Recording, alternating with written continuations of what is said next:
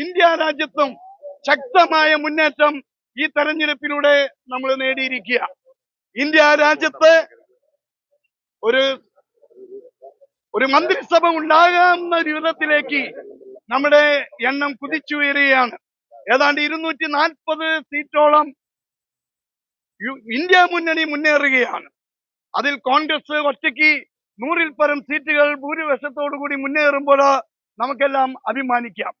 കഴിഞ്ഞ കാലഘട്ടത്തില് ഇടതുപക്ഷ ഗവൺമെന്റിന്റെ ജനദ്രോഹ നടപടികൾക്കും ഇന്ത്യ രാജ്യത്ത് മോദി ഗവൺമെന്റിന്റെ വർഗീയ ഫാസിസത്തിനുമെതിരെയുള്ള ശക്തമായ തിരിച്ചടിയാണ് ഈ തെരഞ്ഞെടുപ്പ് എന്നുള്ളതിൽ യാതൊരു സംശയവുമില്ല.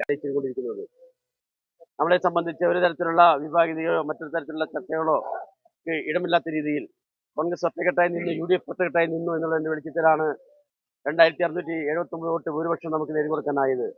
വളരെ പ്രതികൂല പ്രതിസന്ധി ഘട്ടത്തിൽ പോലും നമ്മൾ കറുകുറ്റി മണ്ഡലം ഇത്രയും വലിയ നേട്ടം കൊയ്യുവാൻ നമുക്ക് സാധിച്ചത് ഈ നാട്ടിൽ മുഴുവൻ ജനാധിപത്യ വിശ്വാസികളും കോൺഗ്രസിൽ അല്ലെങ്കിൽ UDF-ൽ ഇന്ത്യ മുന്നിൽ ശക്തമായ ഒരു വിശ്വാസം അർപ്പിക്കുന്നു എന്നുള്ളത് മാത്രമാണ്. സംസ്ഥാന ഗവൺമെന്റിന്റെ ജനദ്രോഹ നയങ്ങൾക്കെതിരെയുള്ള ഒരു തിരിച്ചടിയാണ് അവർക്ക് കിട്ടിയിരിക്കുന്നതെന്ന് നമുക്ക് എല്ലാവർക്കും അറിയാം. ഇത് നമുക്ക് സന്തോഷത്തിന്റെ ദിനമാണ്. നേരത്തെ നമ്മുടെ